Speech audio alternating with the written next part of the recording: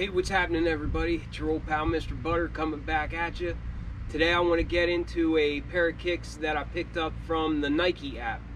This is a pair of mids. I know a lot of times mids get hated on, but from the first time I saw these, I thought they looked real clean, kind of had like a classy look to them.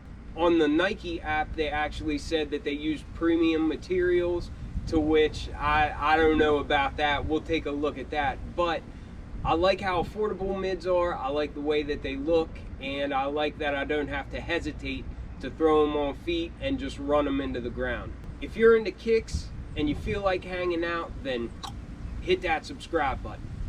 Let's look at these Paris Jordan 1 mids.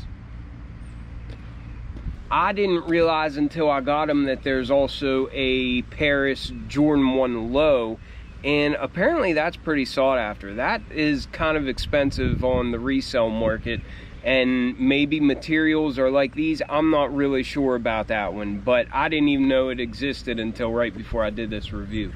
But anyhow, standard GR box, nothing fancy about it. Black with the gold Jumpman like we're so used to seeing.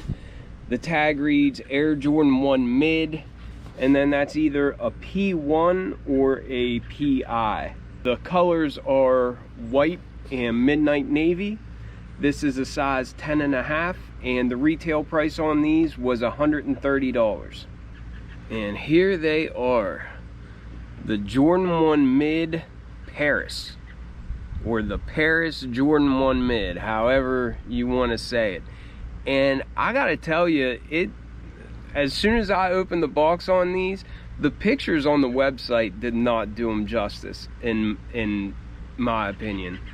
These are really, really nice. I didn't realize that the swooshes on the side were actually navy, like a dark navy, but that's just a nice kind of fuzzy suede. It's not super soft or anything.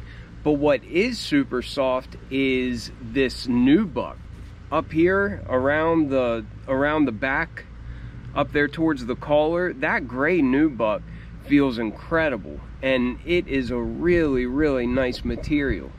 I saw on the pictures that all of these panels had like those rolled edges, so I immediately assumed that the leather was just going to be incredibly synthetic feeling and everything. However, this leather isn't bad. This isn't bad at all. This is probably the best quality that I have on a Jordan 1 mid.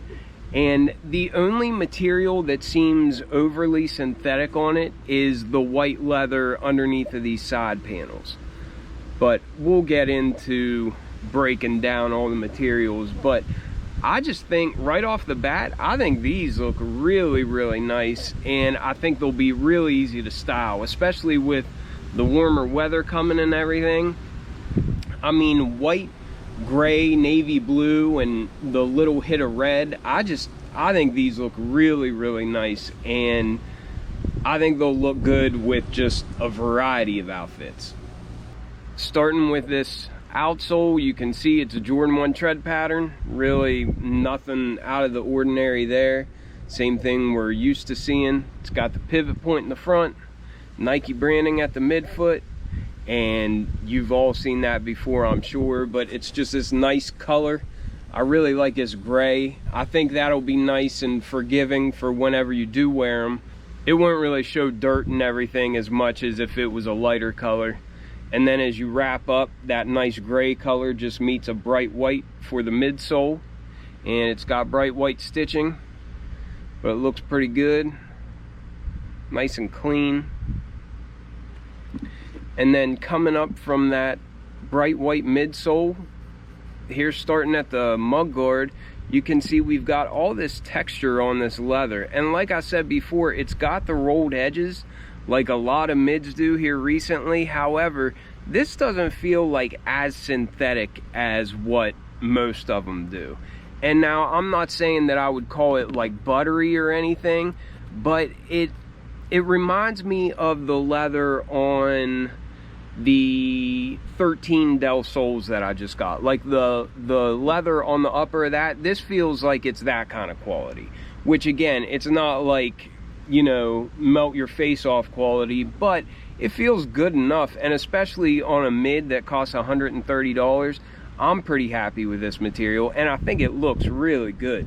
But you can see it's got a whole lot of texture on there.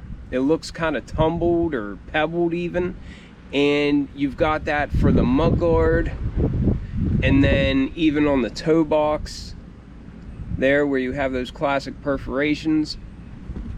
Then going up the eye stays here, you've got that leather, and then down around the base of the heel, that's what we've got, is that really textured, good feeling leather.